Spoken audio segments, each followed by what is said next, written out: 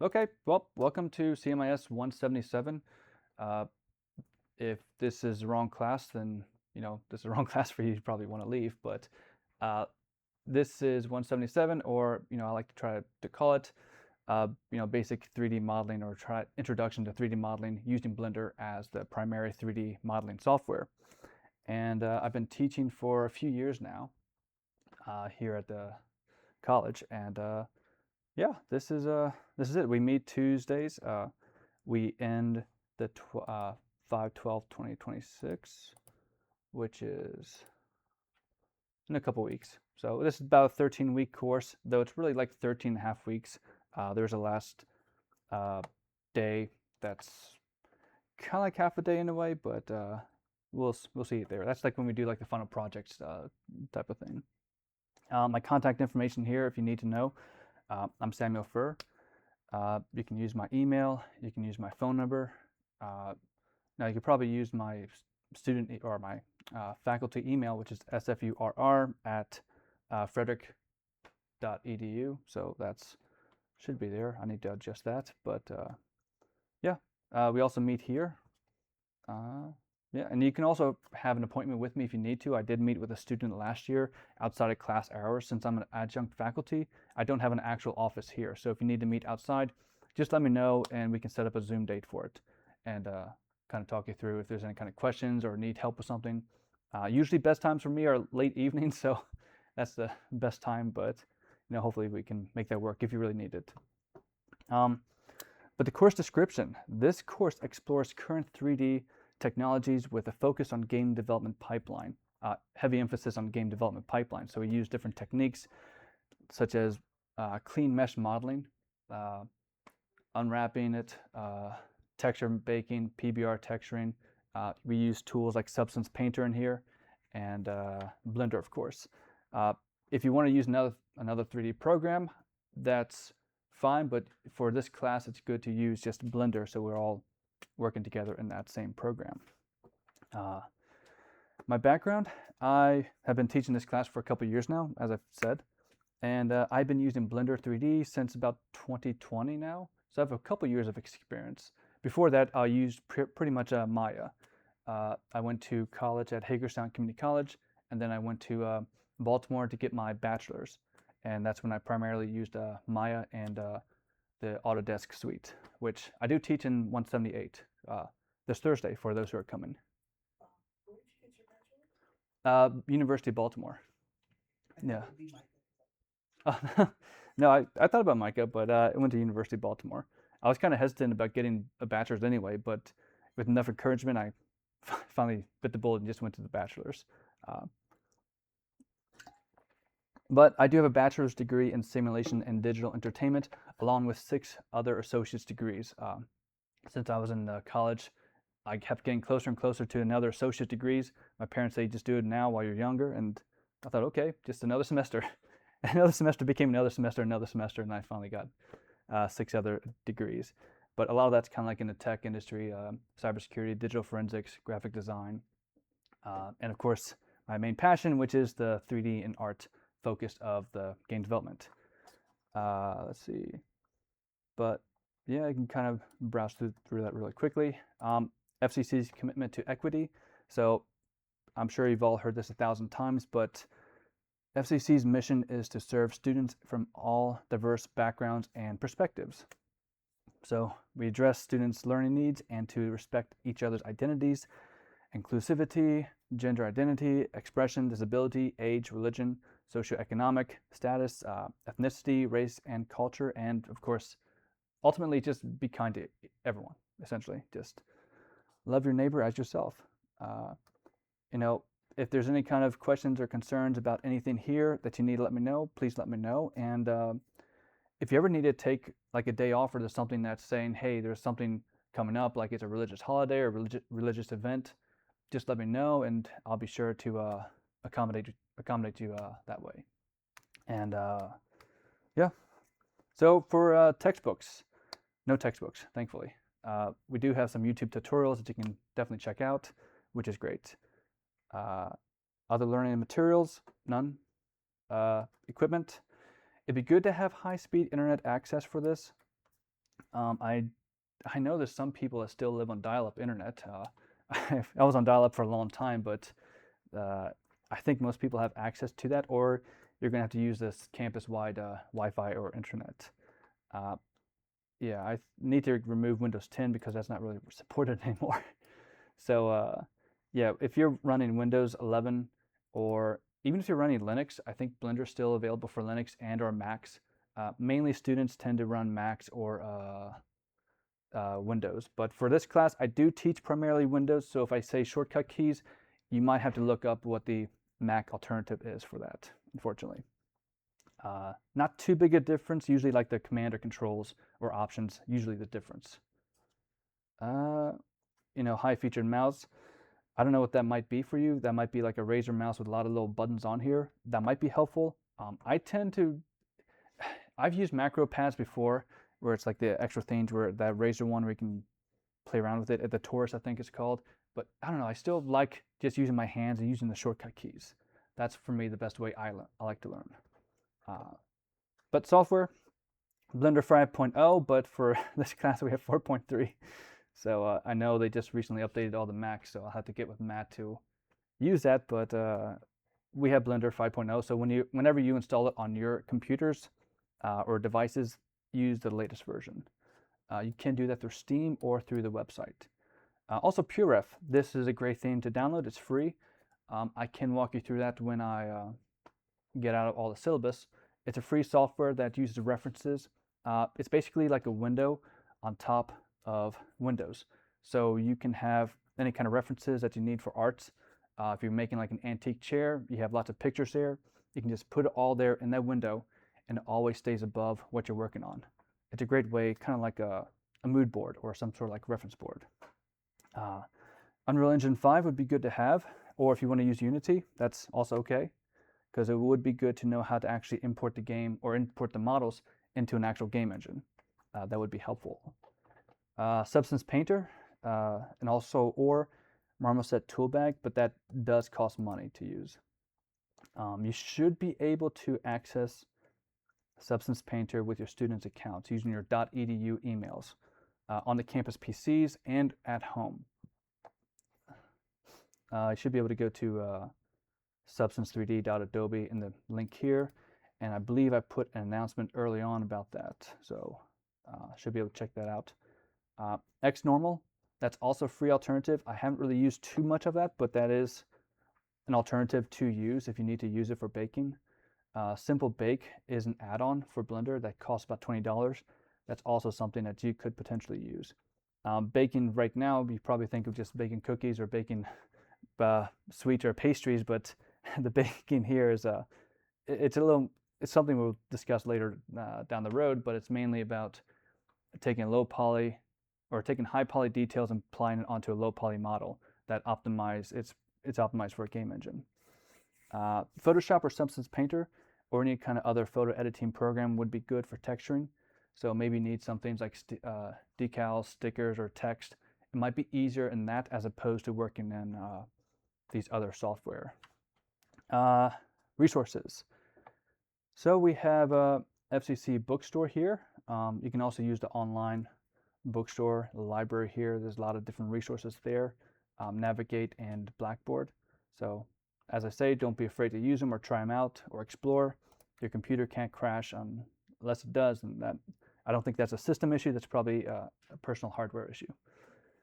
So if you have any kind of disabilities or anything that you need help with, please reach out as soon as possible so that we can accommodate you. So core learning outcomes. Discuss the role and impact of 3D technologies, compare and evaluate 3D modeling tools, apply modeling techniques, and designing 3D models via 3D modeling tools, which a lot of this sounds redundant, develop computer-generated interactive 3D models, and prepare 3D models for 3D game engines. So a lot of 3D here. But essentially, we're just trying to do the game development pipeline and actually being able to communicate what you actually did. And also my main goal here is not for giving you a good grade or bad grade or anything like that. I just want to see you all have a good portfolio project that you can do. How's it going? Are you Xavier? Yeah. Okay, awesome. And so you'll have a good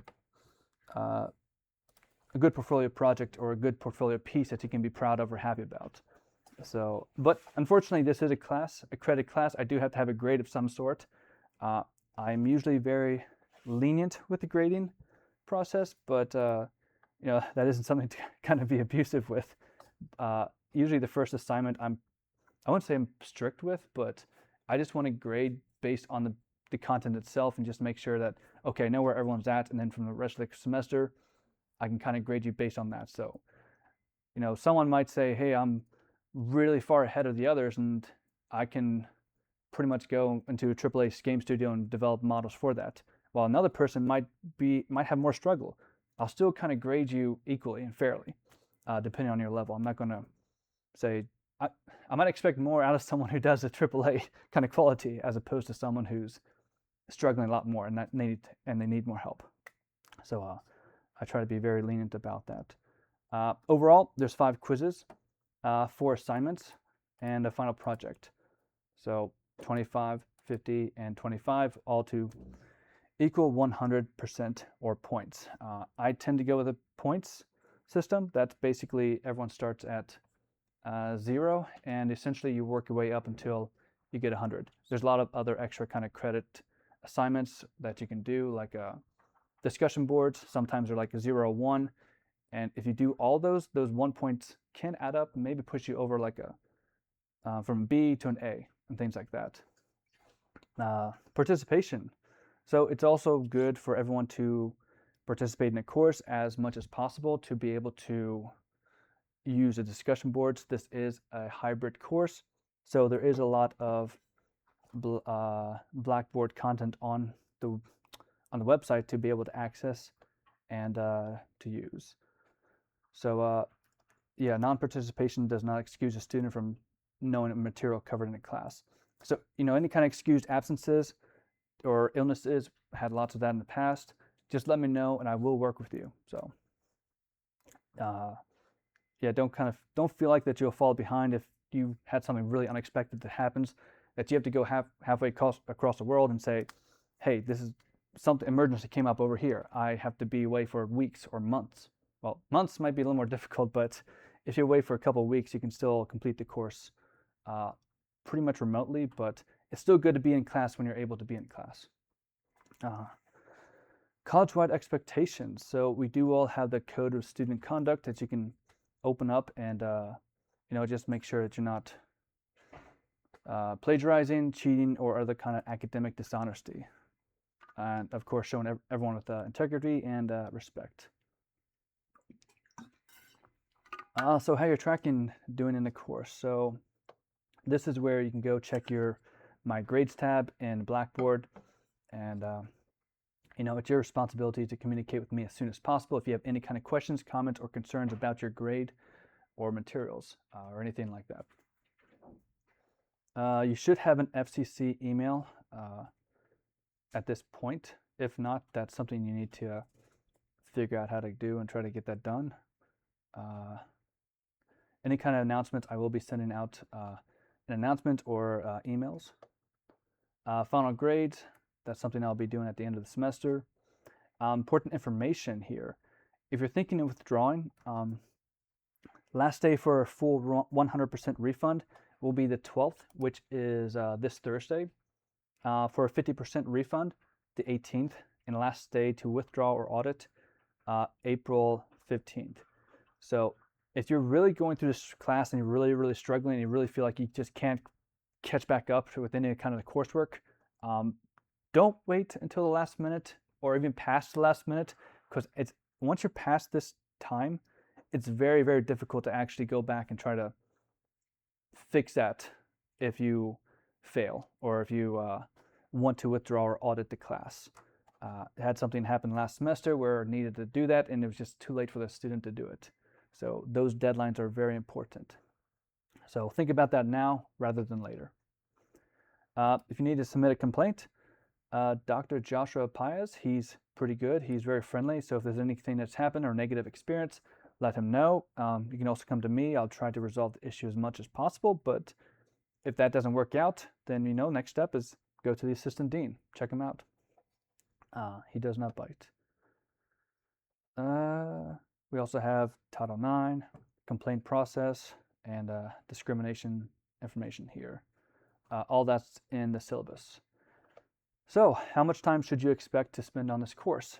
Now, I have to have an actual number to this, so it's 95 hours altogether, which it seems like a lot. 5 hours outside of class, 5 hours here.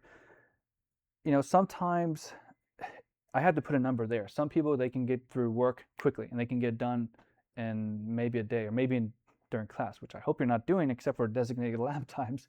But some people can do that and excel exponentially quickly. While others, it might take them a long time. It might take them the whole time of, you know, maybe it's almost like a full-time job that they had to work on this just to be able to figure it out, which is great because everyone's on a different part of this journey of 3D modeling. And you just don't learn everything overnight unless you're a prodigy or a gifted genius, which maybe you are. So if that's the case, no one should be viewing each other as I'm going to be better than you or I'm going to be less than you. You know, everyone's just learning at different paces here at the college. So don't be too scared by this 95 hours or 12 hours a week, because but if you're really passionate about 3D modeling, if you're really passionate about this, then you will spend time into it, whether you kind of like it or not. Maybe just kind of like that. But yeah, here's the syllabus. I do have this up on the Blackboard here, so you should be able to access that as well and take a look at it. I try to do that so it's easier than just trying to open up a Word document. You can just kind of look at this, and if there's any changes, I'll let you know at some point, or probably in an email or as soon as I change it. We have 14 modules or 14 units, but really 13 because there is spring break coming up April 7th. But yeah, so these are all syllabus topics, and we have all these important dates here at the bottom, and that should be it. There's one more thing I have to show, I believe, is the video, that safety and security video. So let's at least play this and see if I can get the audio. We want everyone to be safe. See if the audio comes. At Frederick Community College. We want everyone to be safe at Frederick Community College. While the campus has an active public safety staff, crisis management team, programs to mitigate emergencies, and video monitoring, emergencies may still occur. Remember, if you see or hear something, say something to any FCC employee. Emergency response guides and floor maps are available in each classroom and office suite. The college has fire extinguishers strategically placed around the main campus and at the Monroe Center. If there's a fire, hazardous material incident, or bomb threat, you may need to evacuate. Before an emergency occurs, know where the room and building exits are and where to evacuate. You can review the emergency floor maps to identify your route to an evacuation area. Follow the safest and quickest path out of the building. If you are an individual with a disability and need help during an evacuation, respond to an area of rescue assistance inside the stairwell. Here, trained staff and emergency responders can assist you. A number of college employees are trained as floor or building coordinators. If a fire alarm or other evacuation alert sounds, these employees may wear safety vests and help guide the evacuation. If you see someone who needs medical help, call 911 and the College Public Safety Office at 301-846-2453. Be sure the scene is safe before you approach an injured person and remain with them until help arrives. AEDs or automatic external defibrillators are available and centrally located around the campus and the Monroe Center. During severe weather or tornado warning, you may need to locate the severe weather shelter areas in your building.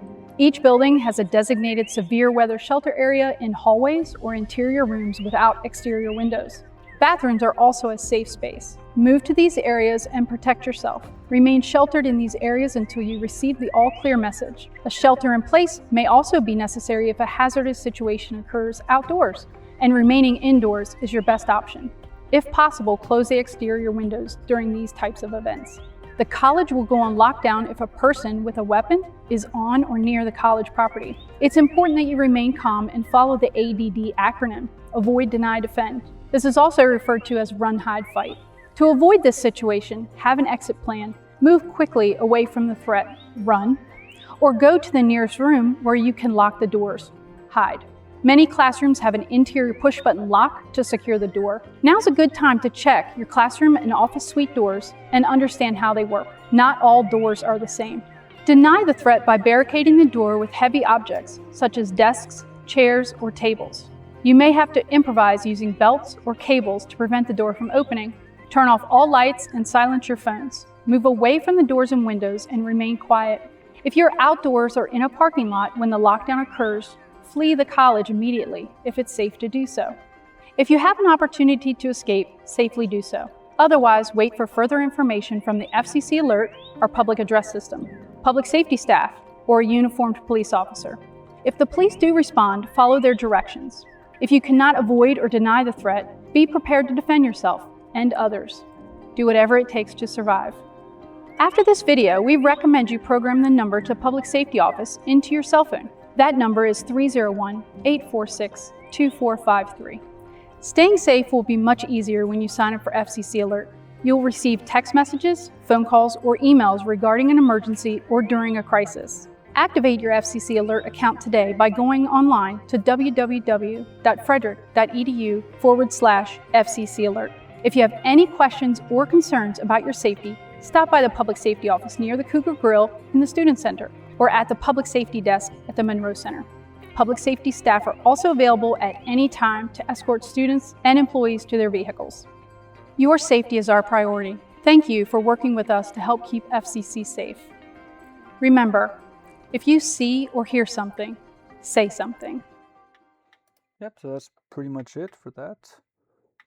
I'm sure you've all probably seen that video multiple times, but I have to put it out there. But yeah, so let's dive on into Blender, or before that, maybe download PureRef, like I said before. Also, I guess I think I did not cover this, but if you do have a phone call or need to use your phone for any reason, kind of keep it quiet or silent mode, or if you need to make a call or listen to music, do it with your headphones, but don't only do that kind of like during lab time or things like that. Or if you need to make a call, step outside and kind of be courteous. So, but yeah, if you want to download PureRef, if you just Google download PureRef, this should pop up.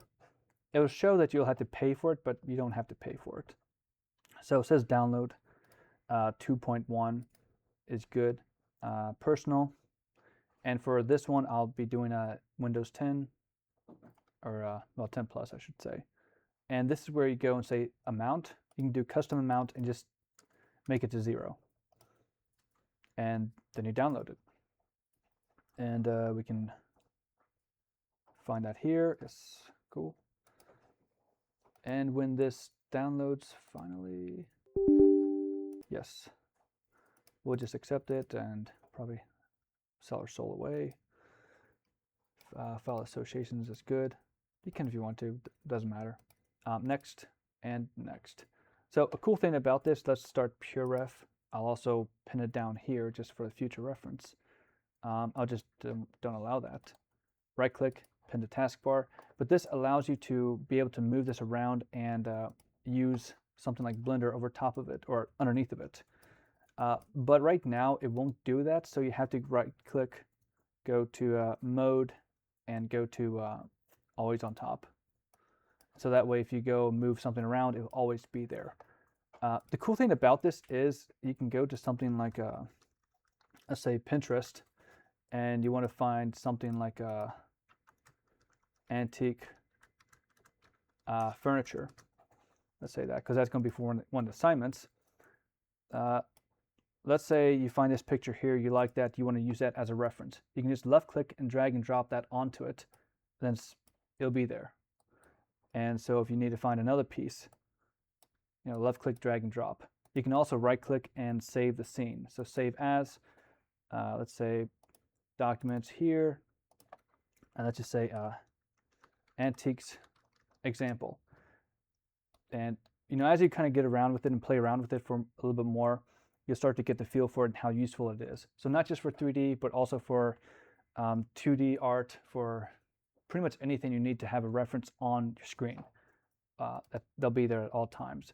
That's definitely something to recommend to download. Let's see. So when you open up Blender for the first time, especially on these computers, since it's 4.3, not 5.0, we'll be greeted with the introduction window here. This will teach you or show you if you want to have an English theme, which is dark or light, but there's a lot of different themes you can download for it. Key maps, Blender. If you're used to something like Maya or Autodesk, you could use industry compatible, but I'd recommend trying to learn Blender shortcuts and Blender shortcuts. And if you go to some other program, use those shortcuts. Because if you ever need to go somewhere online for tutorials, they'll probably have something completely different, or they'll use the default software shortcuts, not something really fancy or something different. Mouse select, I use left, but if you're right-handed, you can, or if you're left-handed, you can use right if you want to. Spacebar action. This is where I personally like to switch it. If you're doing a lot of animation, maybe you can keep it for play, but I do like to change it to search. That way I can always quickly go to search and find specific actions or specific tools I need to do. Just start to type it out, as opposed to, I think it's F2 by default. But we will click search and continue. And right now a new window will pop up. It will take this to either new file or getting started. For this, most of the time you'll probably want to use general, and that's probably what we'll be using the whole time here. So general. And here you have the window here. This is your 3D viewport. If you had no experience with 3D before, essentially you have the x-axis going here, which is red, and you have the green, the y-axis, which if you're thinking about just 2D math, that's x and y, but really it's just flattened out here. What goes up and down is the z-axis, which also you can see up here to your right, top right. You have a little gimbal here that you can left click and move around to move your 3D viewport around. I am going to add on a new add-on, which I will be talking more about add-ons later on, but I want to add screencast keys, which will help me with the displaying shortcut keys or things I have on here. It will actually show the shortcuts. So I want to actually download that. Allow online access. Drag and drop into here. Okay, I think I can add this here, preferences, add-ons, and see if it's okay. It did. So I can install this, and this is also something if you want to find a specific add-on or extensions, you can do that as well. I wouldn't recommend getting too much into extensions or add-ons early on. Maybe wait a couple weeks until you're really familiar with Blender and the topology before you can kind of play around with that. But this is something that'll be helpful for everyone here. Enable on startup, color, make that yellow, region, align center, shadow, font size, 48. Now if I go in, okay, I need to make it larger. Let's say 72. And also mouse size 100. Just so it's a little bit easier to see any kind of shortcuts I do, it will stay with you. 5. And as always, you can always go back and watch the recordings just in case. So I will do that. If you do make add-ons or changes to your preferences, it's always good to go to your little hamburger icon down here at the bottom left and click on make sure autosave preferences is enabled. And it's always good just to double check and click save preferences after any kind of changes. Additionally, if you want to, you can go up to your file, edit, and go to preferences. And this is where you can change any more viewports, how you want to change your themes. Maybe you want to download one from the internet. That's also fine. There's light theme, which is really horrible on your eyes in a dark setting. But there's also dark theme, which I kind of like.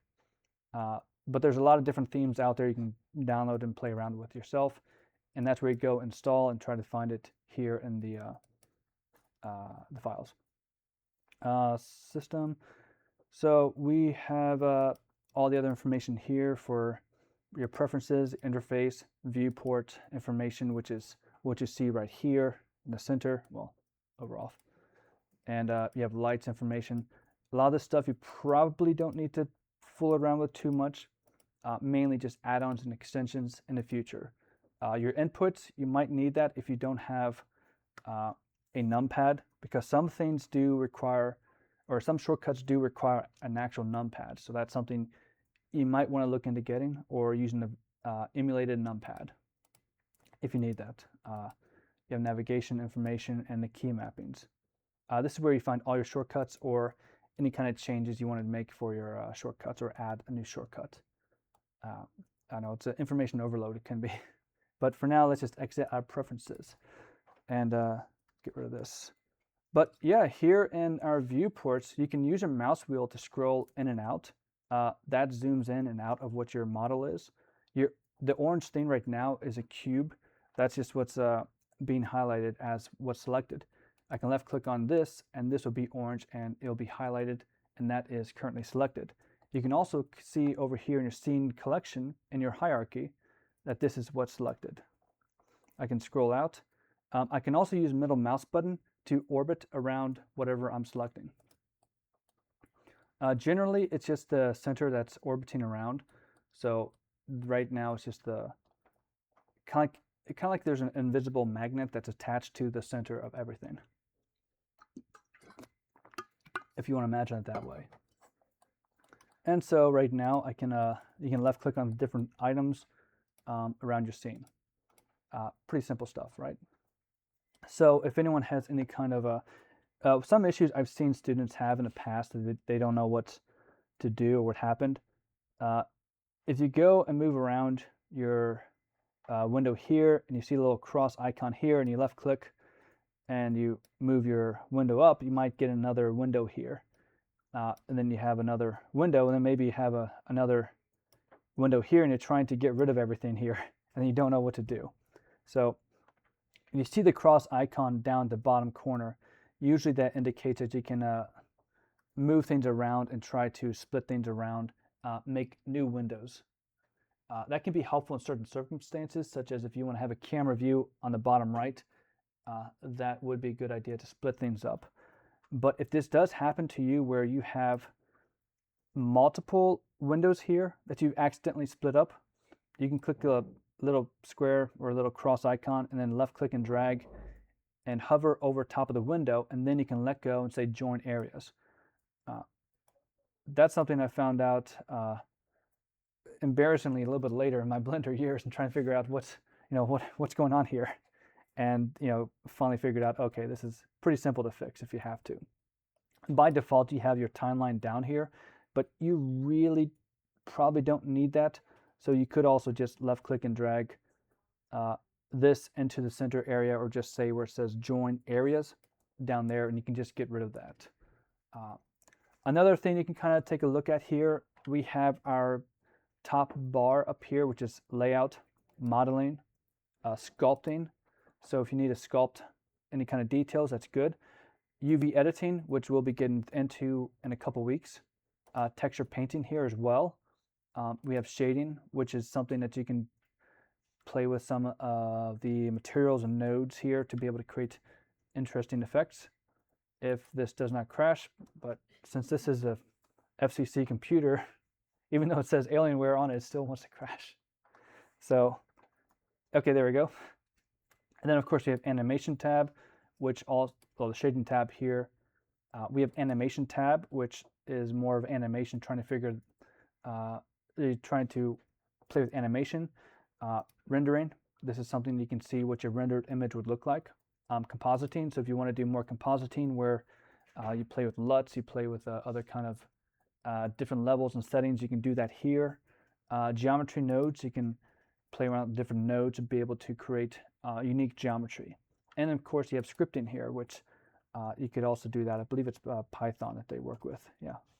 So, but mainly for this course and this class, we'll be probably going with layout, modeling, and then UV editing, and also the possibly shading from time to time.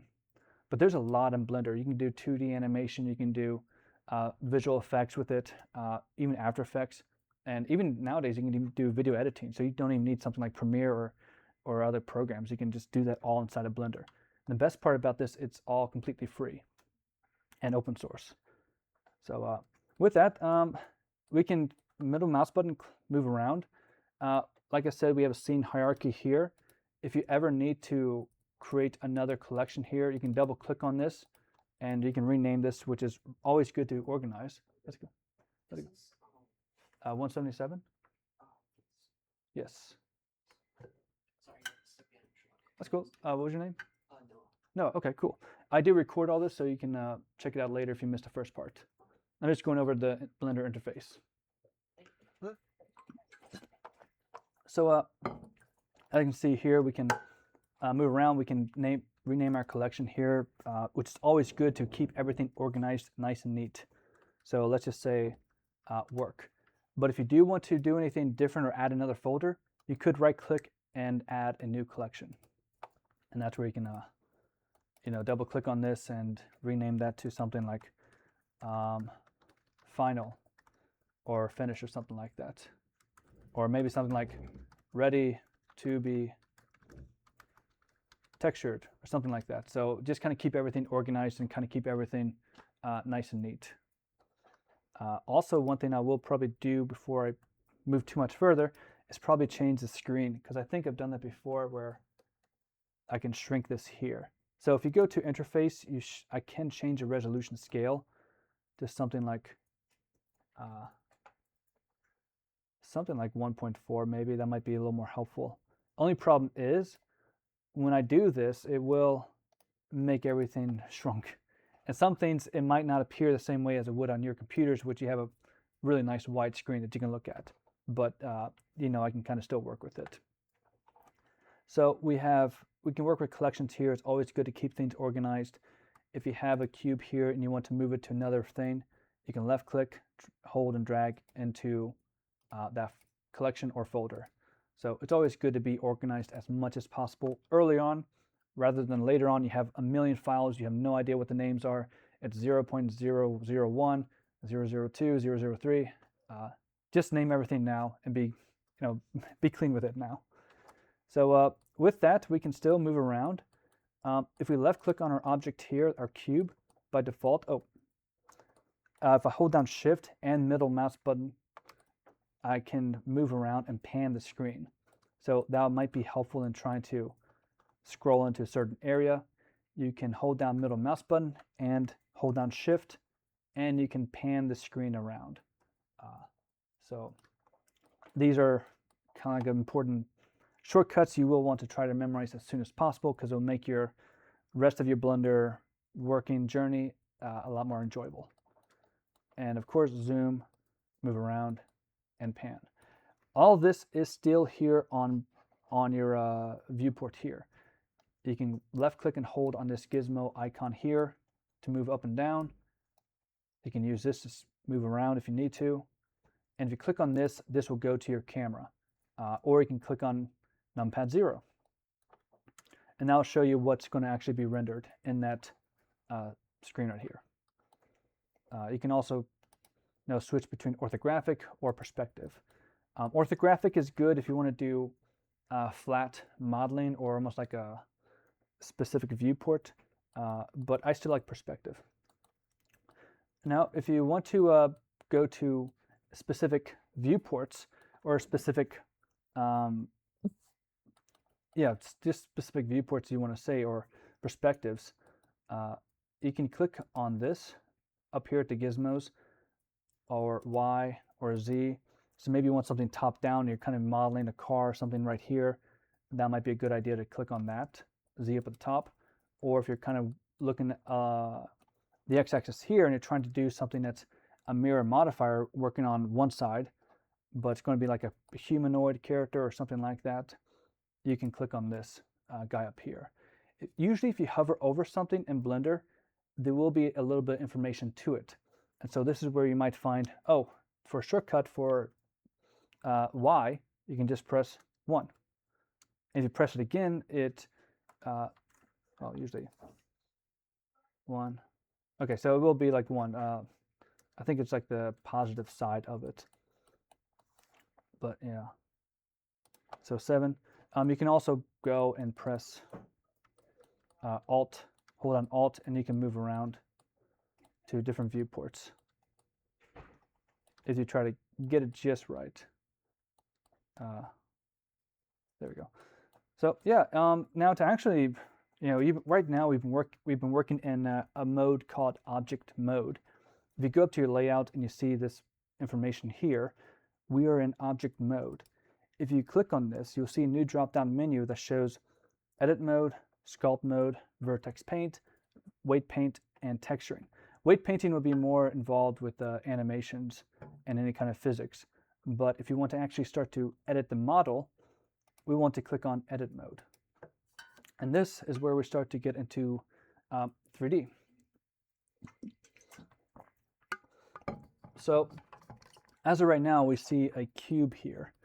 If I use my shift and middle mouse button to drag around and pan, this is a cube, which is pretty self-explanatory. If I press 1 on a keyboard, let's left click off of that and into empty space, and if I press 1 on a keyboard, or 2, or 3, I see that this starts to change up here. This is how we select different parts of it.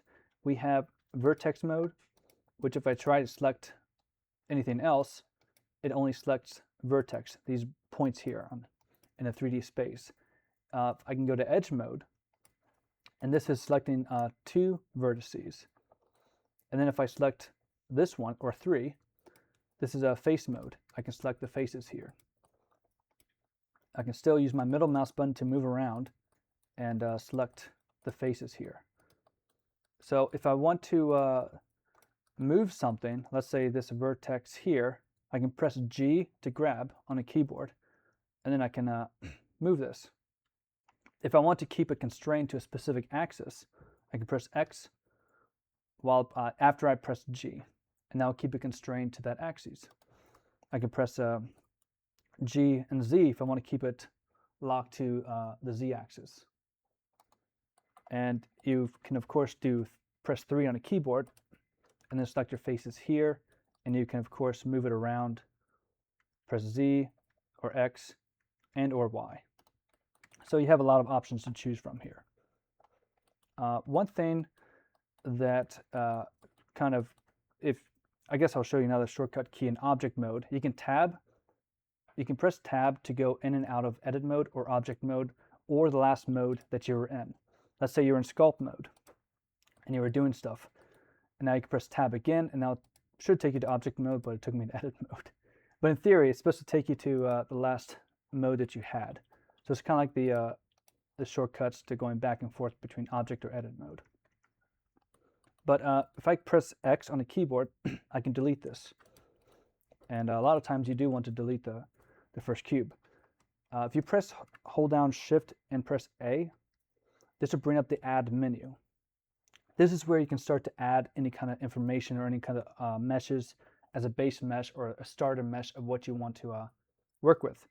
A lot of times people try to work with a plane or a cube or a cylinder for more cylindrical objects like a tree or a sword. That might be a good way.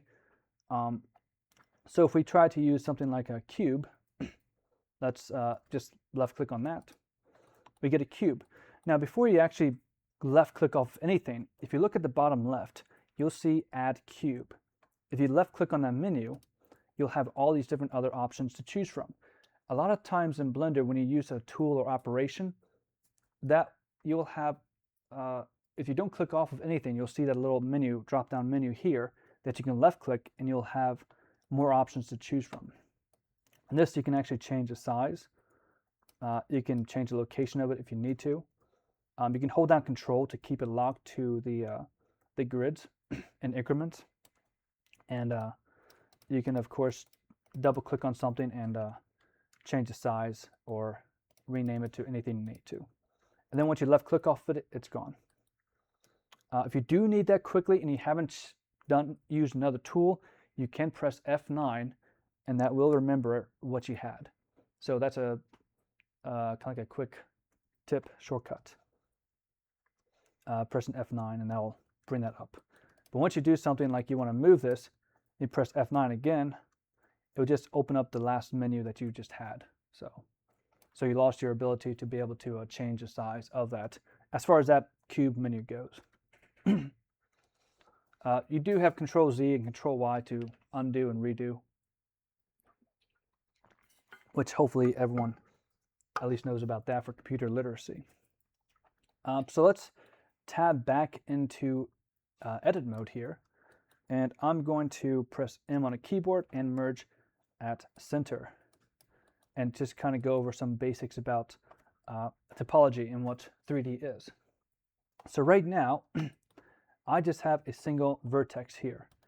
If I press E on a keyboard, it will extrude, and I will create another one. So now I have an edge. Two vertices connected together is one single edge. And when you have a third one, let's move that over here, and I'll just join these two together, F. Now I have a face. So three vertices can join together. It creates 3 edges or a single face. So this is a triangle. If we add another edge in here, okay, I already have that. That's a dissolve those edge. This creates a quad. So 4-sided edge is a quad. This is a lot of times what you see in games, but if you want, ultimately it will convert to triangles, but it's always good to try to work with quads if possible. One thing to be aware of is this, which is an n-gon. So that's something that has more than 4 sides, more than 4 vertices connected together. That makes an n-gon, so n-gon, or sometimes people just say n-gon. So it just means anything more than just 4-sided quad is an n-gon. And that will cause shading artifacts and weird issues inside of a game engine or texturing or anything. So as you can see here, I'm pressing G on the keyboard to move those selections, and that does not look good. I mean, in some ways, if you're trying to be more artsy or trying to do some specific renders, you can kind of get away with it. But since we're trying to focus on clean topology and good game art, then you still want to always focus and always think about your wireframe and your topology. Topology is basically thinking like if you had a mesh net wrapping around something, you want it to be as evenly as uniform as possible. There's exceptions to every rule, of course, but that's generally the best idea to think about early on. So let's say you do have an n-gon here. What do you kind of do about that? You can convert it to triangles. You can convert it back to a quad. So let's say you had something really weird like this for some reason. This would be like a non-manifold geometry. So you can identify that, oh, I see this thing here.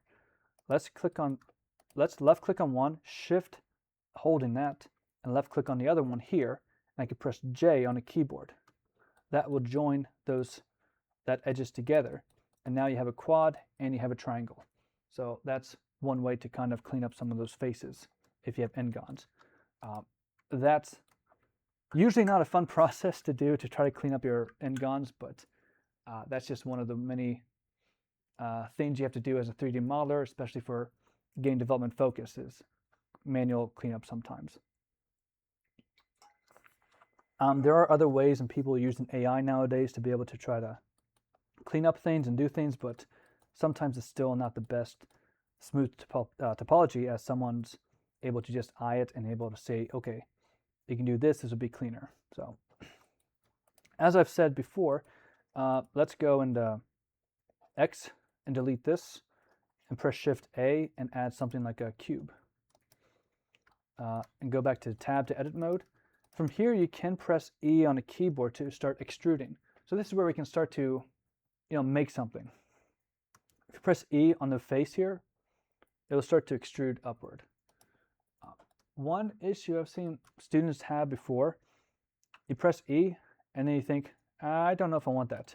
and you let go and you think, okay, maybe I'll just go and work back down here again, E, or try to do something different here. But it was never ever looked back over here. This is still registered as an extrusion here. If I go and press G and move it, it's still there. This can cause some weird shading artifacts. If you try to take it to a game engine or try to add textures to it, it could appear almost like triangulated or something weird because there's two faces on top of each other. So that's something you want to be aware of. A lot of times, a very, very easy fix to do this. If you're in edit mode and press A on a keyboard to select everything, and also vertex selection, you can press M on the keyboard and merge by distance. And now, at the very bottom, it will say dissolved or removed 4 vertices. Now, if I press 3 on a keyboard to select this face, I can move it around and it's no longer multiple faces there together. So that kind of fixes that issue early on. It's good to try to think about that early on, because in a quiz, there might be something like that in the quiz that you want to be aware of, which I'll get over about the quizzes later on as well. Aside from that, we can press X and delete. So one other thing, let's see, I want to kind of go over. Usually for classes, I have like a 10-minute break around 1:20, 1:30. Just want to see if there's anything else I should kind of get over before that. You do have the modeling mode. Do have Shift A. We can do cube. Sometimes you do see people using subdivision modifiers, or let's go over here actually. Over here you have all sorts of information for your model. So if you left click on, let's say this, which is right now currently just a light, you'll see down here over in this information center, you'll see that there is a change there. So if you click on cube or click on light, you'll see different changes. Over here is all your information for your model. So whatever you click on in your object mode, this will change. You can hover over something, you'll see the information for it. So you have tools, which you'll be able to change the different parts of it, which we can of course go more into later on. We have render, which this affects kind of like the overall render whenever we render the image here. We have the output here, which is basically your camera right here. This is what's going to come output out of that. So you have the PNGs, images. If you want to do videos, you can also do videos that way. Your view layers, you have different information here that you can check out. Your scene information. You can change your units from metric to imperial if you need to. So if you're going to be working with something more of an architectural, this is something that you might want to change as well. We also have world information. This is where we can also add some background information, volumes. Maybe you want to do something like a lot of fog and volumetric lights. Cinematic lights. This is something you can also play around with here, as well in the shading viewport, but that's for something later on. Your collection, object information. So this one you can have more object information about this thing in particular. You can change location here if you need to. All sorts of information there. Modifiers, very important to learn about. This is where you're going to be adding, new things to your model itself. So right now we have generate, deforms, normals, and physics. Usually you'll just be adding something like a generate and maybe a mirror modifier, which I might get into a little bit after the break, but modifiers are important. And also it's a two-edged sword. It can be helpful or it can be hurtful. Particles, this is something you can kind of play around with physics and simulations. You have physics, you have constraints. That's more towards the animation sides.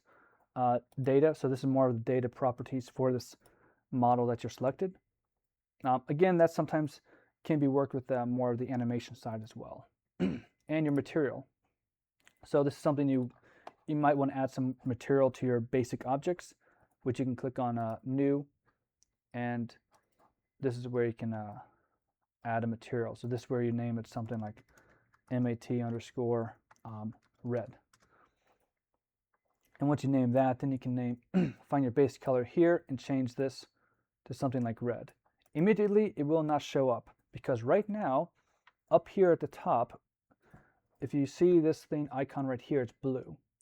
If you go left click here, this is wireframe mode, which is great to look at multiple objects and make sure everything's all organized or within the same zone that you need to work with. But if you go here, this is solid viewport. If you go here, this is viewport shading.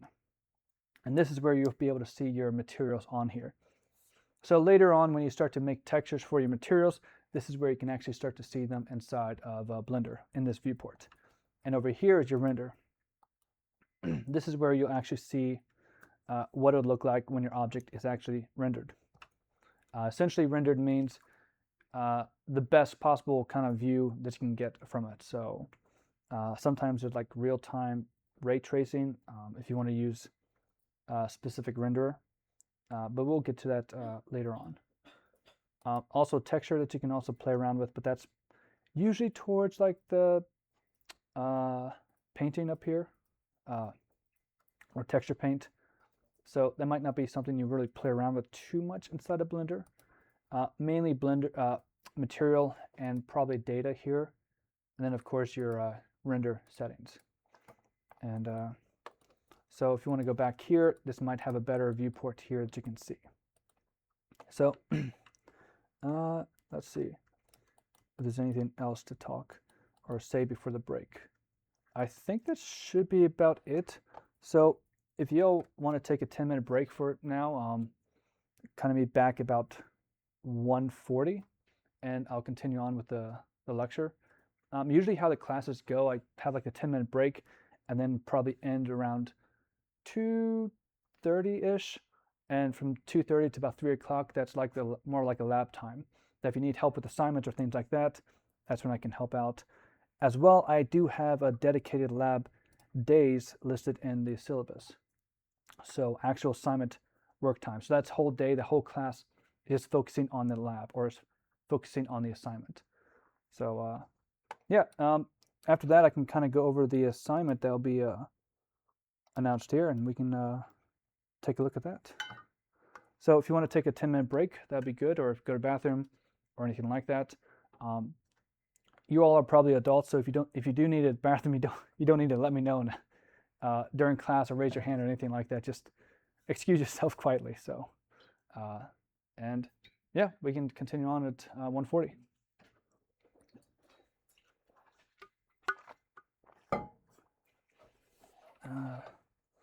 Have that. Intro.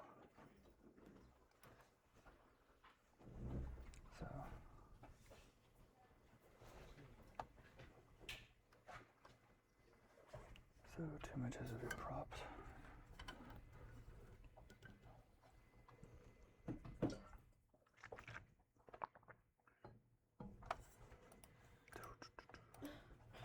screen cascades.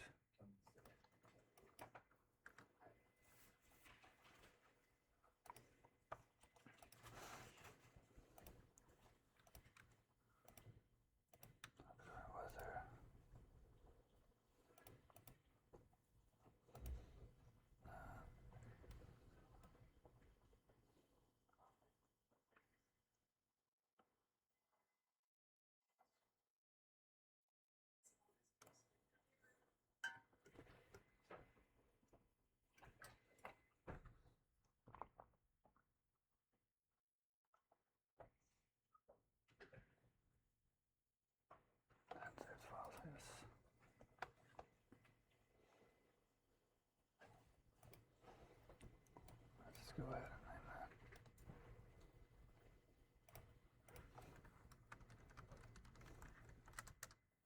That one. New folder.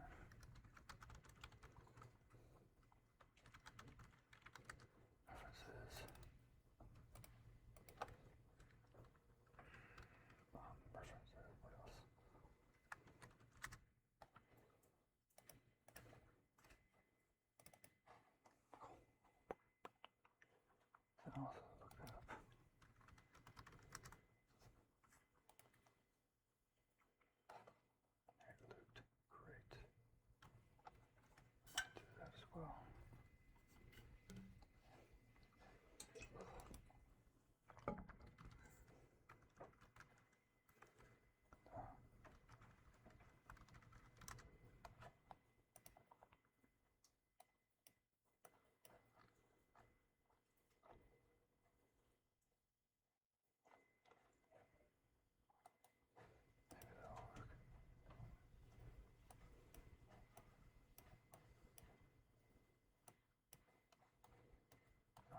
Next, continue on.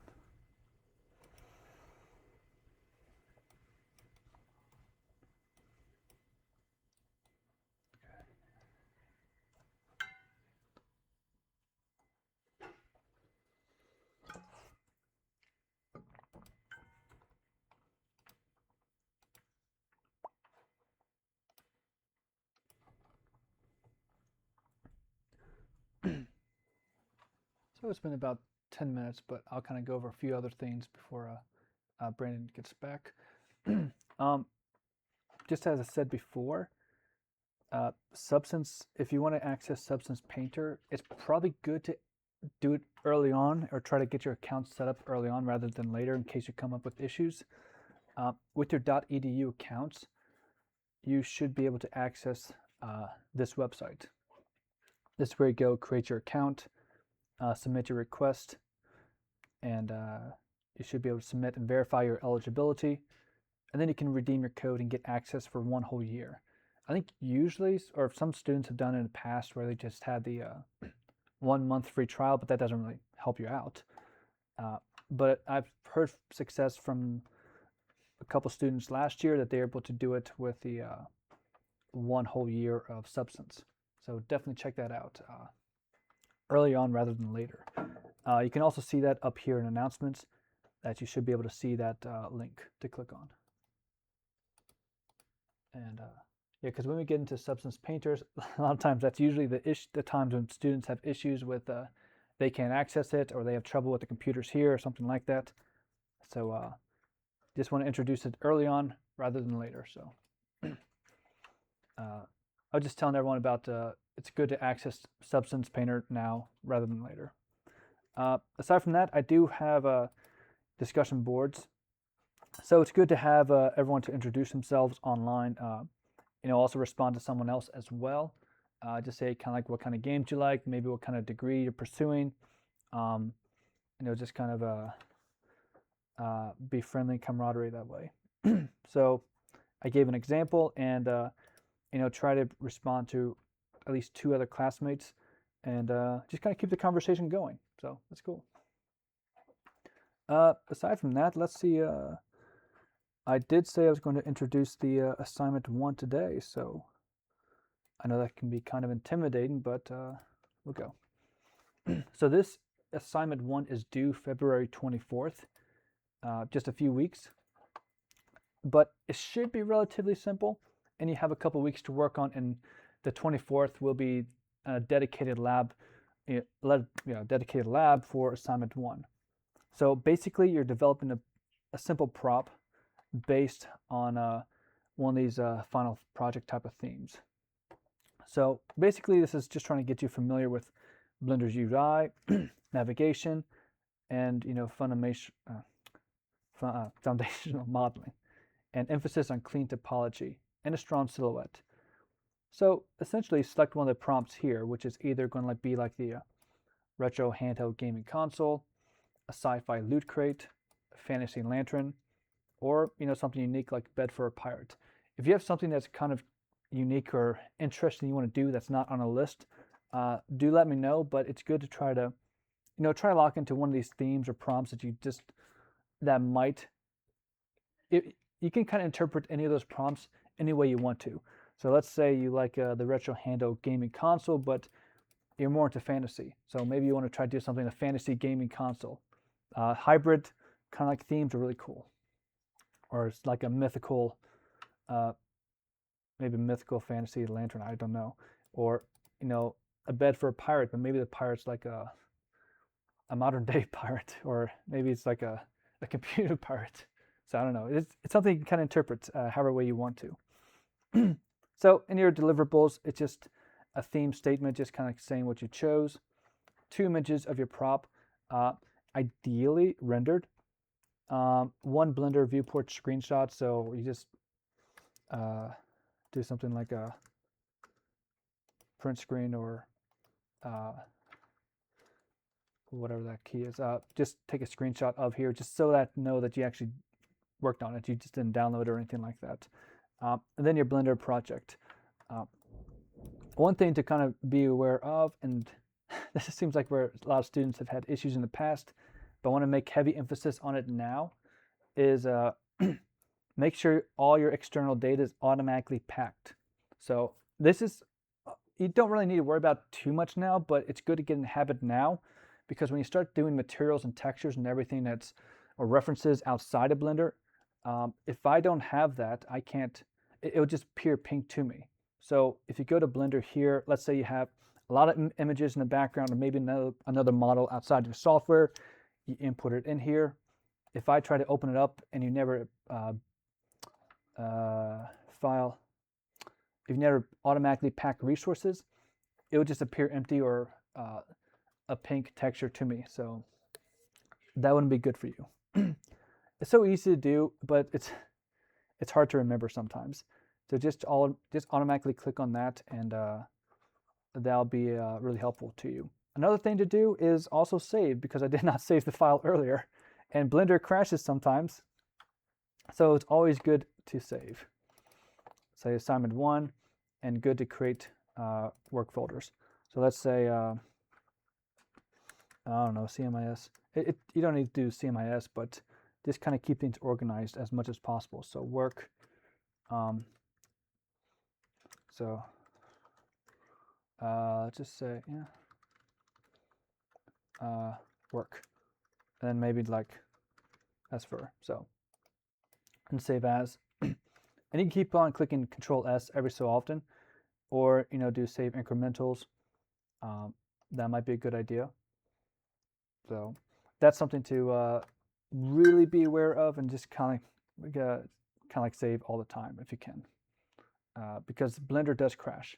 Thankfully, Blender is pretty good that if it does crash and you're in the middle of modeling, sometimes you can reopen a setting. Sometimes it does that automatic saving, and it can help you. So something to be aware of. But let's take one of the assignments, and I'll kind of quickly go through that. Usually that's what I like to do, just after kind of going over a few ideas, I try to take one of the assignments and quickly do it through the class. But not, you shouldn't do like, okay, if I did 45 minutes of the assignment, I want you to spend more time on the assignment and do an actual good job. So I'll take the sci-fi loot crate. So one thing I like to do is I use PureRef a lot, so I can kind of find different references here, and that kind of gets the ideas going, trying to think, okay, maybe I want to do this, maybe I want to go that way, or like that part of the model. And right now I just searched up simple sci-fi crates or something like that. This is Pinterest, so I can use that. So maybe something like this, but without textures. So just left click and drag into that. Another thing I like to use is ArtStation, which is free. It has it's basically like this massive portfolio website that you can upload your work and view other artworks. Sci-fi, let's just say crate. And so you can find other people's artwork. The cool thing about this is if someone has artwork up here like this, they might even have something like the triangle count, or they have other information. Sometimes they even have the 3D model that you can actually click on it and view it and see the topology for it and see how they did it. That's how you actually learn a lot. Let's just do by likes. Digital 3D and subject matter. Let's find props. And so I can kind of just narrow everything down. So maybe you want to find something like this, where you see, okay, I kind of like the way that this is handled, and you want to kind of incorporate that into your own model. So you can find inspiration like that. So to kind of just go off of something basic like this, maybe I'll do this, maybe I'll just keep it simple like this. I'll show a few techniques about how to achieve something like that. Right now I am in object mode, but let's just delete that and add another cube. People do that. I still don't know fully why people do it, but you start off with the default cube and then you just delete it, add a new one. But we could tab into edit mode, And I'm going to do a new tool or new shortcut, Control R. This will add a loop cut through my model. So it'll be yellow and it kind of show all the way through. If there's no triangles on any side or on another side, everything's all quad, it will wrap around that. So right now I will click on that. If you move off to the left side or right side, and you want to get right back in the center, if you right click on it, it'll just go back to the center. And then I can left click off of it and it will deselect it. But that basically adds more geometry to this. And so from here, I want to add a modifier like I talked about earlier. I want to add a mirror modifier. So right now, actually I am in the Y axis, which that's fine, I can still work with it. If I go to modifier and go to mirror, I can also search for it. Left click on mirror, and now it seems like nothing happened, but something did happen. If we go over here and we see our mirror modifier, we see axes is X, Y, or Z. If I left click X, that turns off the mirror modifier for X. If I turn on Y, that'll be mirroring into Y. So what I want to do is actually delete half of this. So I'm going to 3 for face mode, and I'm going to Alt left click, and now select all my face all around it. So it'll be like a face loop all around if there's nothing breaking up the face loop. And I'm going to press Shift left click and select that face. And now I'm going to delete this. I'm still in edit mode. So I click X and delete faces. But it looks like nothing was deleted. So that basically creates, the mirror modifier basically creates another model or another side of whatever axes you're mirroring, hence the name. So now if I click on this face here and press G, I can move this around, and it's kind of like a non-destructive modeling of the left and right side. So kind of following this model here, I'm going to move my PureRef board here and then left click on this and press space bar, and it'll kind of recenter or just resize itself automatically, and move that over here. And so now I'm just going to click on my face over here and press G and press Y and just move that out a bit. Now to get this is what we probably call a bevel, or if you use 3ds Max or maybe Maya, maybe like a chamfer. But we're going to select this edge and click Control B to bevel. And I can move this down as much as I need to. If I hold down Shift, it will move slower. It'd be a little more precise. So maybe you do want some more precision there going on. If you look up on the top left here, you'll see that there's kind of like a information going on. If you just let go of the mouse, or well, let go of Shift, you can say something like, okay, I want 0.5, and you do that on a numpad and press enter, and it'll be 0.5. So that's something if you want something extremely exact numerical values. And Control B doesn't work just on a single edge. You can press left click on one edge, Shift left click another, and Shift left click another, and press Control B as well, and it can move as well. So I'll do like a 0.5. So now we have this side here.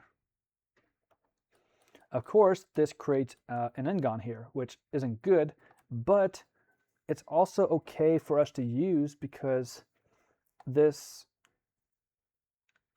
sometimes you do want to work with the n-gons because it might be easier to work with, like this right here. So another tool, if I press I on the keyboard, that will inset a face. As we can see here, it looks like this was inset. If I press I can move this inward. And now I just noticed it.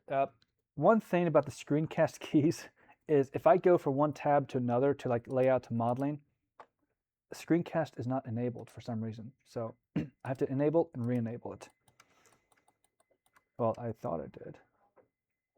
Let's go back to N. Yeah, I don't know. Sometimes it doesn't work like that. So sometimes I catch myself and I have to adjust that accordingly. But from here, let's say we did, well, let's redo that. X, delete faces. Alt, left click, X, delete faces. Going back to 2 for edge mode. Alt, left click. That kind of selects the edge loop. Press F. F is to fill faces or fill a hole. So if you have a lot of faces or empty cylinder or something, you want to fill that with the face, you just press F on the keyboard. There's also other ways of doing that. One thing about Blender is there's many different ways of trying to achieve a goal that you're trying to work with or work towards. So there's not just one single way of doing things. There's multiple options. So I'll press I again on the keyboard and press G and X. Y actually, okay. G and Y to move that inward or outward. So I move that out. I'm going to press I again to inset. And this time I'm going to press E to extrude, but this time I'm going to extrude inward. Because it might be a little more difficult to view here, I'm going to click on the wireframe or X-ray. I can press Alt-Z or click up on the top. And then I can see through it now. So I can press E on the keyboard and just move that inward a bit. If I press Alt-Z again, that just turns it off again. And so this is starting to create a crate-like shape. Though right now I do see that it is kind of appearing a bit cylindrical. Maybe a little bit too cylindrical, and I want more of a square look. If I go to this side, let's say Y, and if I just left click and drag and then move this up a bit, we might have some issues here. If I left click, I can see that only just this part was selected. This is where doing X-ray is actually very helpful for you. Control Z to undo, press Y again, and Alt Z. If I select the top parts again, the top vertices, this will actually select everything there. And now I can move this up. And it's starting to look a little bit better. I can select an object mode and press SX to scale this a little bit more. If I do this, it might start to become a little bit of skewed. So it might be hard to see, but when you start modeling things and start being able to see things, you start to have an eye that, oh, this is starting to get a little bit stretched right here.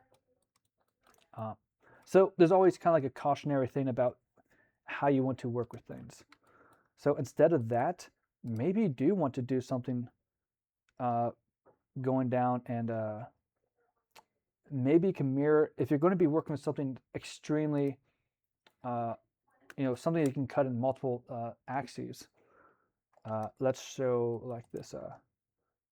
If I do Control R to add a loop cut here at the top, another loop cut down here at the bottom, and then I select this vertex here and this vertex up here while holding Shift and pressing J on the keyboard, I can join those two. Now, if I press Alt Z, I can go to face mode now that I have an actual loop all around everything. Go to Y and left click, drag, X, and delete faces. And now, because this is X mode, I can press X. And here it is. So now it's actually mirroring, X and Y. I could probably go a step further and just doing something like the Z axis as well. So here, Shift J, Alt. Go through here. So Might be a bit questionable. Let's see, X and faces. So here we have something where, we do have just a quarter of this kind of like model that we can change right now. But let's say that you do want to connect this down below. If we turn on clipping here in the mirror modifier information, we can select everything here. So let's just Alt-Z, click on, or just select through everything and select our bottom vertices. And then press G and Z, and just kind of move them down to bottom. And eventually it will just all disappear together. So let's say that you're happy with this for whatever reason, that this is great, this is your final model that you want to work with, or you want to get off of the mirror modifier. One important thing to do, and this is something that you want to do before you take a model to texture it or add materials or to a game engine, you want to apply the modifiers. You can go here and up to the mirror modifier and click the little drop down and apply. One thing you want to do is go to object mode, not edit mode. If you go to object mode, left click on your model, then you can click the drop down and click apply. And now if you go to edit mode, you have all the topology for it. But of course that removes, if you do one thing on one side, it's only just going to affect that section of it. That's something to also be aware of.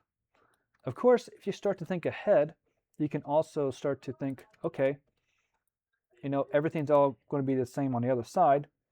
Let's fix up the topology here.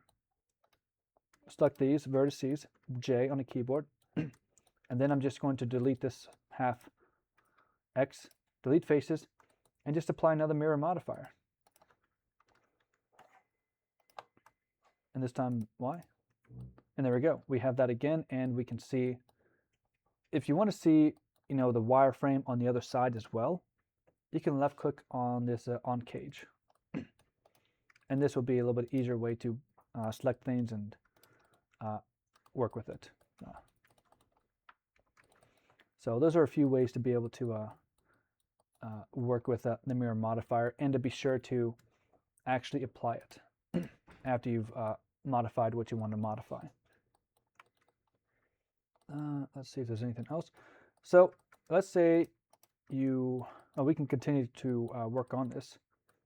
We have this edge kind of like right in the middle. I'm going to click Control B to bevel this and kind of go all the way around here to this side. And then extrude these sections here. You can press Alt. So another thing you can do is like Alt left click. If there's really good edge flow all around, or a quad flow, you can left click in that Alt and left click in that direction. So it depends on which direction you want to go in. Sometimes this confuses students in the past, but you have to select the face and find that area. There's kind of like an invisible area here that if you go a little bit up to the north or up to the north part of your quad, it will select that while holding that Alt. But this is extremely useful for face mode or edge mode. I don't think you can do it for vertices, but definitely like that. So I'll click on these, and then I'll also press Alt and hold down Shift, and then left click on this edge as well. And so here we go. I'm going to press Alt E to usually if you want to extrude, you press E, but Alt E, it gives you some more options. Right now, by default, if you even look at Alt E for the menu, it'll say extrude faces. That's basically what we've been doing, which is a simple cube. You extrude it, you press E on the keyboard to extrude. Sometimes that's all you need, but sometimes if you have objects or faces like this, where it just wraps all around, but you want everything to extrude uniformly, that's where you go press Alt E and extrude faces along normals. And then you can just move it around as needed. and that can kind of help you in that direction there. So let's also do another one, Control R, Control B, and I'll select these two. And maybe I'll do Control B, and maybe I'll do Extrude Inward. So something like that. With the faces already selected, I'm going to press Alt-E, Extrude Faces Along Normals, and do it inward. And so now we have this shape here. Sometimes it might be helpful to kind of better visualize the model if you see some of the creases or edges here.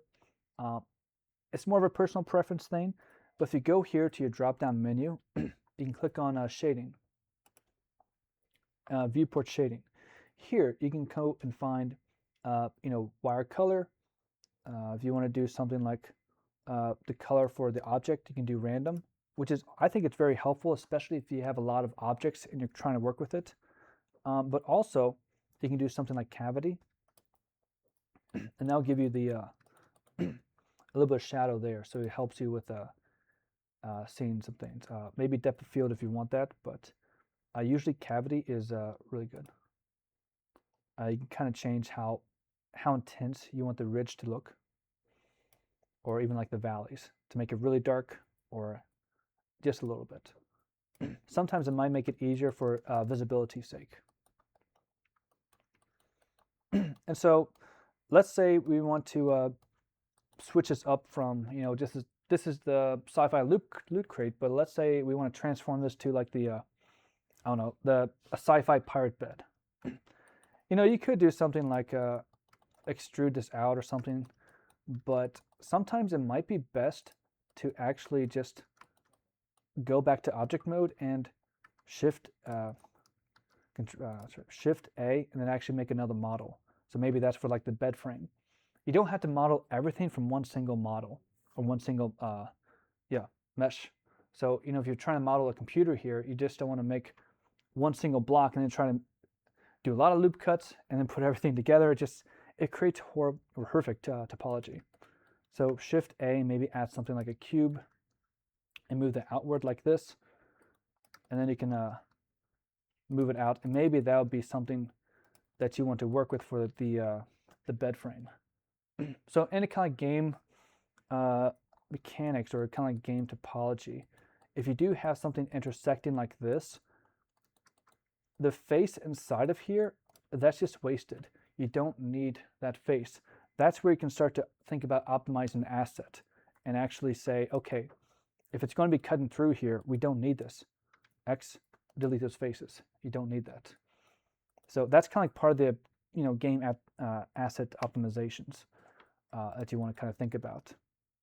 And so let's make a cut there. Press S and press Y to scale on the Y axis. Do that again, S and Y. So you can scale on anything you could do, like rotate, which is R. G is to move. Anything you do here, if you want to constrain it to a specific axis, you just press that key that you want. So let's scale. Instead of scaling like this, maybe you want to do scale in the Z axis. But as of right now, we can see that, okay, this is, let's say this is something you want, but it's scaling like this. This can be an issue. It's scaling from that orange dot there. So what's happening there? That is the origin point. So when you kind of rotate an object, every object or every model has its own origin point. As we can see here, this has an origin point right in the center because we didn't change anything. If we go here, we'll see that the origin point is kind of like up here because in edit mode, I kind of moved this down and kind of removed that from that area. So something to think about is, well, what do you do about changing the origin point again? How do you get that back to into the center if you want that? Well, there's a few things you can do.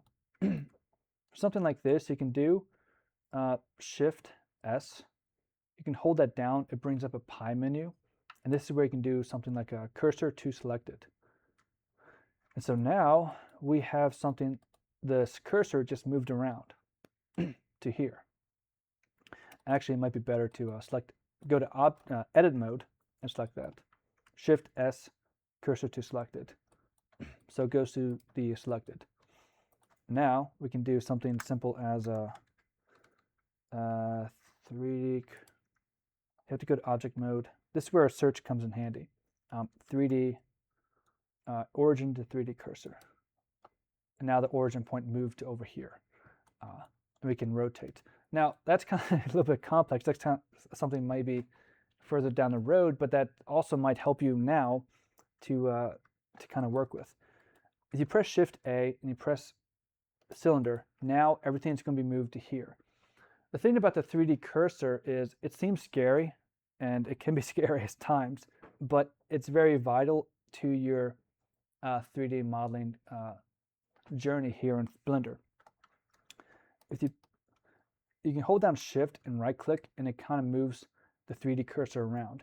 Wherever that 3D cursor is, that's where your objects are going to be created at, your models. So if you press Shift A, add another, I don't know, icosphere, that will be created over here.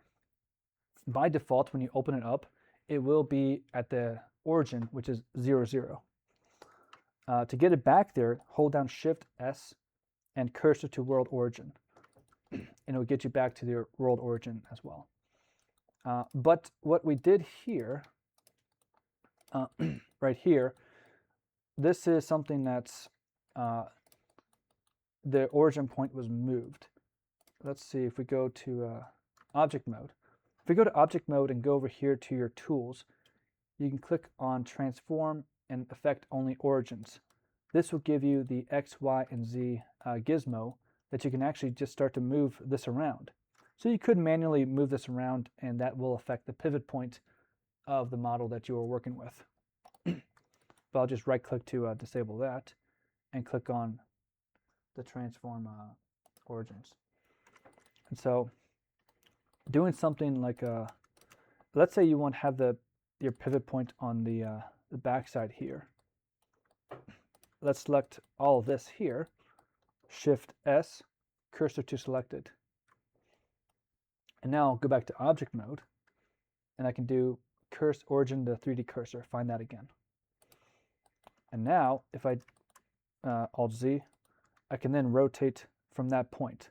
So maybe you do want something, this is more like animation, I guess, but maybe you do want something coming out from that area or rotating that area in the game. And that's maybe like the door, maybe the bed's going to come from there or rotate down like a Murphy bed, something like that. So just a few things to kind of be aware of. And of course, it's always good to Shift A or Shift S, cursor to world origin. The cursor part, that might be a little more complex, but it's something to kind of keep in the back of your mind. And if you ever have any kind of issues in the future that you're thinking, I don't know what's going on, I'm scared, or kind of worried about why everything's all rotating weirdly, that might be a reason that that might be a way that you can kind of fix that. Aside from that, we can kind of bevel these sides here, maybe make it more like a actual bed. Let's see. I could scale this more, or move that end a little bit more. And if you want more segments on your bevel, you can use a mouse wheel and scroll up and down, and that will give you the a little more of a curve. So let's say something like that. But of course, with more curves, or with more of the vertices here, the more you have to clean up. So that's something you have to also be aware of. But triangles are fine, so you can always just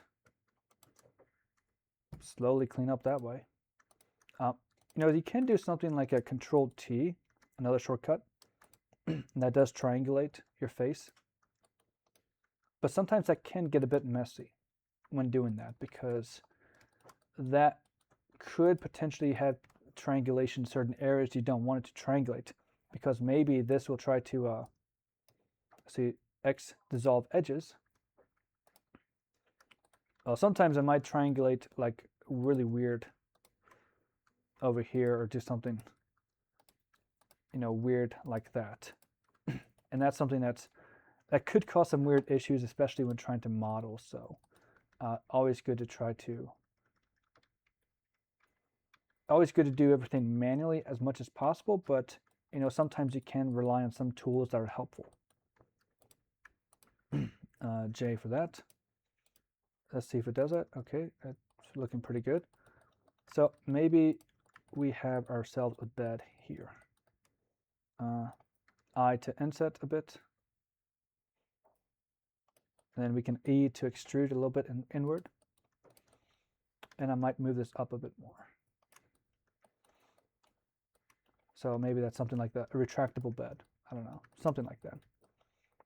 Maybe you want to have feet to come down here.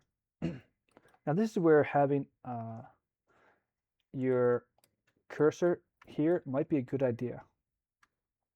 So if you want to add something like cursor to selected, you have a point here. You can press Shift A, add something like let's do cylinder. We haven't done cylinder today.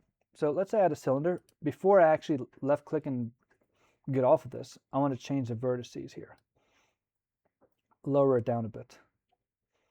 So maybe something like a 16, or I don't know, even something like 12.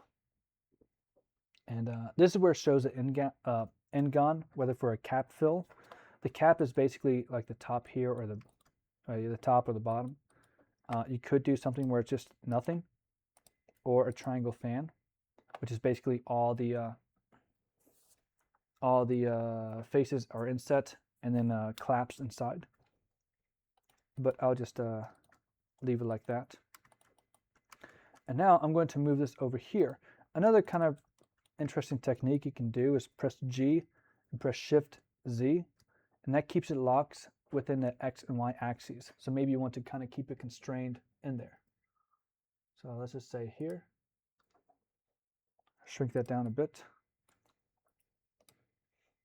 and move that down, and move that down. So maybe something, maybe move it over here a bit. So now let's say I want to mirror this. So this is the leg, and of course save. Let's also rename stuff and make sure we're keeping everything organized. So I'm going to name this bed leg, and also rename this thing to let's just say create bed head. I don't know. And here you can press F2 on a keyboard to rename things, kind of like how you do in Windows or Mac, or maybe you can do it in Mac. But F2, and that helps you to rename things.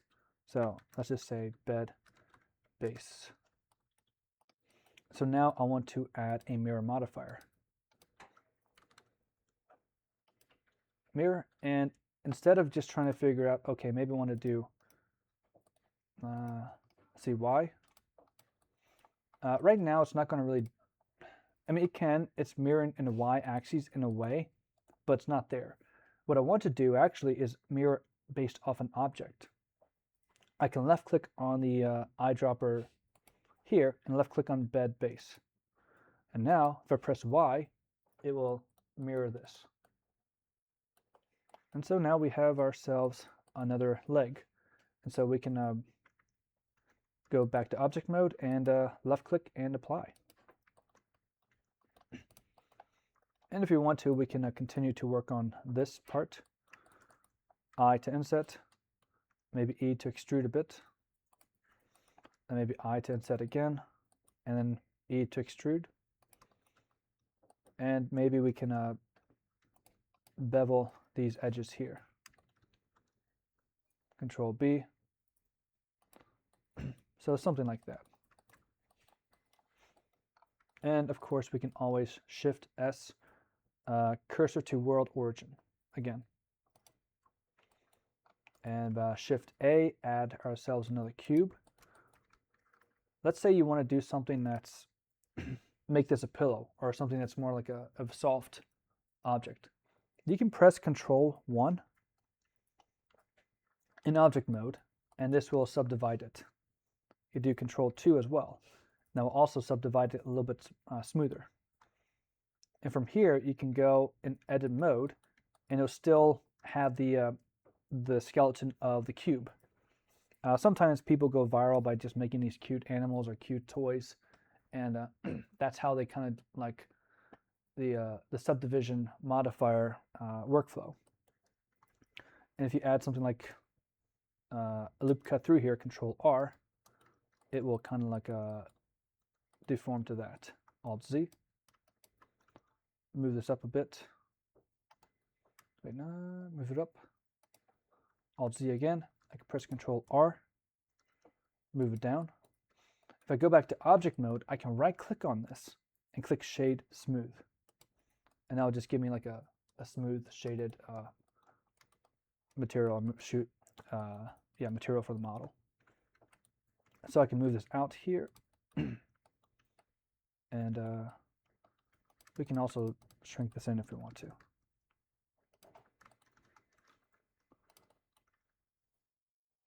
As you can see, the origin point is up there. Instead of doing like that convoluted origin transformation, I'm just going to click on origin, move up, click X, and I guess it might be better to have it down the bottom.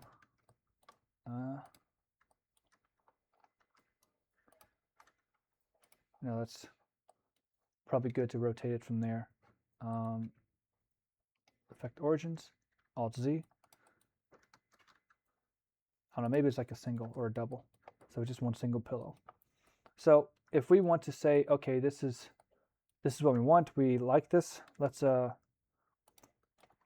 the modifier. So this is where sometimes people might not apply the modifier, and it could get them into trouble, because yes, this is still technically like a cube, has edge loop around it, but it might not be the best. Sometimes the topology it creates, when you apply it, it doesn't work right. For something, if you keep it simple and clean, usually it's okay. We go here and to apply, we can find out the topology here. It's not too bad, but there's some areas that could be cleaned up. So maybe something you want to optimize something like this and say, hey, there's a lot of edge loops around here. We don't need that. Trying to keep with the silhouette, maybe this part we don't need. So this is where you would go Alt, Shift, left clicking the edge loops around, then press X and dissolve edges. Now it does break up this, the silhouette a little bit. So maybe that's something you don't want to delete everything. Maybe you do want that curve. But for the, meantime, maybe dissolve those two edges. And then maybe dissolve this edge. And so, that's a little bit of a lower poly count. Maybe dissolve this edge here. And this is where you can also start to make the decision that, hey, I see that we have all these faces down here. This is going to be a static object. It's never going to move. It's never going to have physics. It's just going to clip through the bed. And maybe you don't need all that. So let's delete the faces down below. We click on one face, and if it's a good line of quads here, you can press Shift and Control and left click. And it'll select that line of quads. So it could make things a little bit easier for you. X and delete faces. Alt H and just inset a little bit down there. Cool. So that's just something that's to show how to kind of like work with just a basic quick model. And I think going to ArtStation or going to other models, so let's say you want to kind of work with the assignment of whichever one you want to work with, whichever prop, I would recommend looking that up online. Let's just do like a pirate bed. I want to see if there's anything there. Pirate. I mean, I don't know how you interpret that, but maybe something like Sea of Thieves bed.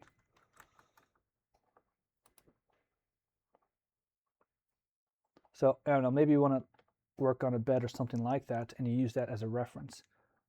But also, it's good to see how people kind of like present the model and see what kind of lights they use and things like that. I would also recommend just to keep looking that up and look about the topology for different items. So maybe something like a crate topology. Well, that might be too vague. No, not crate. Maybe something interesting, something it gives you kind of like an idea about how a topology should look or how it should feel like. Maybe you do want to look online. Deny all that. Okay, it's going to give you a little bit more. Sometimes in some places they give you like the marmoset that they can look at the model and you can kind of see the topology of it. Oh, here we go. So this guy has marmoset on here. Maybe he has a viewer. No, he does not. But he does have topology. So, something like this. You can kind of see about how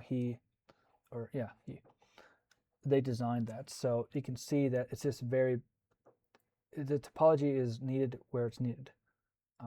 That's basically it. You see how he textured it, and you can see that, okay, there's basically a quad there, and then there's like supporting vertices here, and using a lot of triangles. So, I just recommend trying to look up things. It can be kind of daunting in a way to look up different models. I feel like, oh my gosh, I can never do anything like that. But, don't feel like that. You should always try to strive towards something that feels like you can't do that and try to do it. And that's really how you truly learn 3D modeling. You see something or you get inspired by something. For me, I like looking at some of the games and seeing how they run it. Overwatch, you can kind of look at that and see how they did certain areas. You start to get an eye for things, so you see, oh, there's probably like a couple bevels here, they inset here, they extruded here, and you start to be able to break down models and just kind of get an eye for that. And ultimately, hopefully you have fun with that. That's really good. As we get on with the course, we will continue on to review a lot of things, because I know there's a lot of things to go over and to cover. Next week I will still go over edge loops, quads, triangles, other best practices for clean topology, but at least want to get this assignment 1 to have you all start thinking about it, and hopefully kind of give you an idea about where to kind of start and how to play around with it and play around with the idea. So for instance, I want to keep on saving this and make sure that I actually did save that. Yep, everything's saved. Looking good. And we can go over rendering next week and just doing like a screenshot or pictures. It is, I would say, simple. Press 0 on the keyboard. You want to do a quick render, so let's say F12.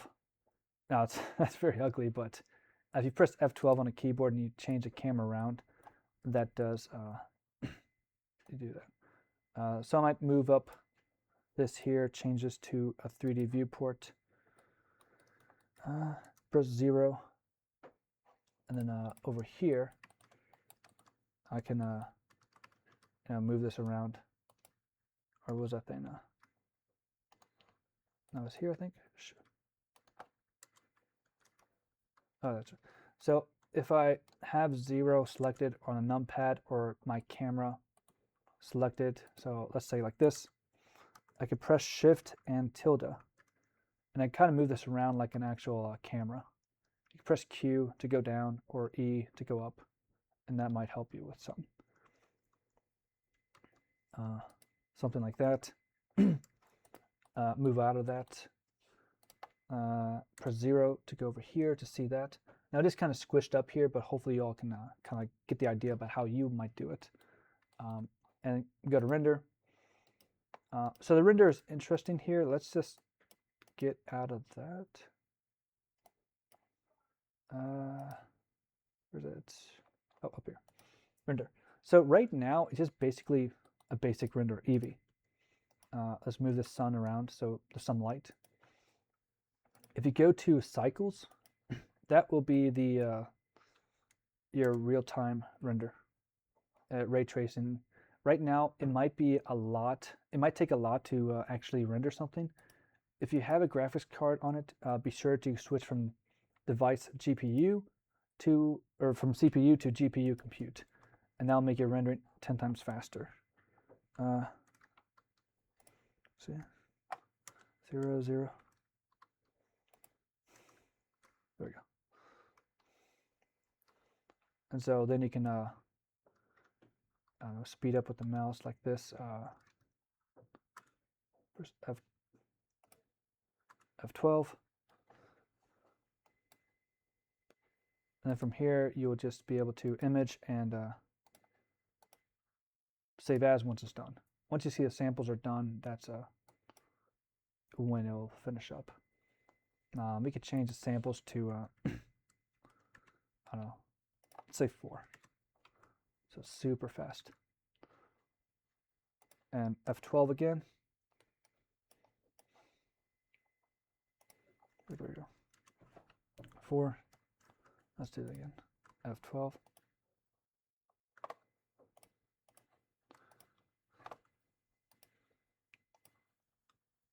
That might still take some time. Oh, is it finishing? Cool. So it's done. I'll click image and save as. And so let's say I go here, make a new folder, render, and say render 1, and PNG, color depth 8 is fine, and save as. And then this is where it'll be good to go to your assignment 1, right click on that, whether you do 7-zip or compressing, that's the idea. Here I still need to download 7-zip, but zip file, and let's say CMIS. You could do that if you want to, or assignment 1, and your last name or something like that, just so I have an idea about who I'm grading, who I'm looking at, things like that. That way I can access the work, I can access the renders, everything's all organized, and it's organized for you as well. So if you ever need to use this in the future for a future project, you'll thank yourself later. Or maybe you want to give your future self a lot of headaches. So that's also something. Aside from that, I think that's pretty much everything I had to kind of cover for basics, which is basically just like a crash course of trying to get from point A to point B. In case some of you decide, hey, this isn't for me, at least you know the basics of kind of like 3D modeling right now. So let's say you want to drop the course and you want to go somewhere else. That's quite fine. But at least I want to give you all some kind of information about how to take it and maybe go and try it yourself. 3D modeling is fun. It's an art, but it's also a lot of technical information about it. There's a lot of good balance to each of it. You can be more technical and you can be more artsy. So I just want to give that option for everyone. I still have discussion 1, so that's something to do. Next week we do have quizzes. Will be introduced. The quizzes here are a little bit different than what other people have done before. It's not like a multiple choice or anything like that. When I took quizzes, I did not like quizzes in classes, so I want to try to change it to some way that's a little bit easier to do, or a little bit more different. Essentially, you download a 3D model, and then you find issues with it, and then you write about, okay, these are issues, this is how I would fix it. So everything for the 3D models for the quizzes, they should be in the quiz supplements. You can access them now anytime you want to. And you can just download it and take a look at it. I said I was going to do it next week, but you can still start now if you want to. Get a head start. I think I did save in 5.0 though. Yeah. I'll see what happens if I do it earlier. But yeah, if you open up the model and then you start to take the quiz, you will see about how to do it. So this is just one thing here, you try to find any kind of issues with it that you can find. And so maybe you're already starting looking at it saying, okay, there's something here. I don't know why that looks like that, or other parts of the model. There's a lot of things that could be done or could be optimized. So I'll go ahead and maybe make that open as well. Just so you can take a look at that if you want to. There's 3 attempts. I'll just begin an attempt so you can all see what it looks like. But essentially just try to find 3 issues, and then you just identify, or just say what you would do with those 3 issues and how you would fix it.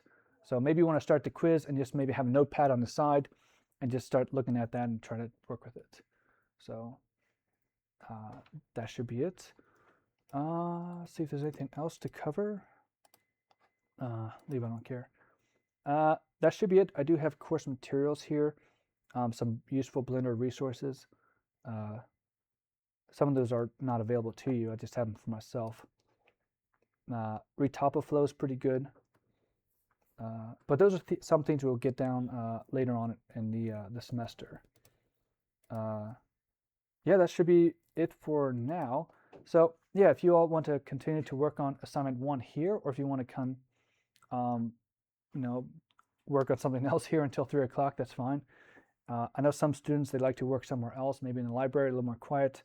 Yeah, usually I try to end around this time. So if there's any kind of questions or comments or any kind of need help, this would be a good time to let me know, and I'll be able to try to assist you with that. But I will be uploading this video to YouTube, and you'll be able to go to the in-class video recordings, and you'll be able to see the video I have recorded, as well as the in-class examples that I did today.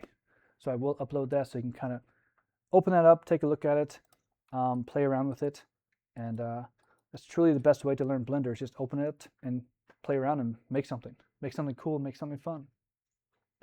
So yeah, I'll stop the video here, and if anyone has any kind of questions or concerns or comments, just let me know and I'll come to you.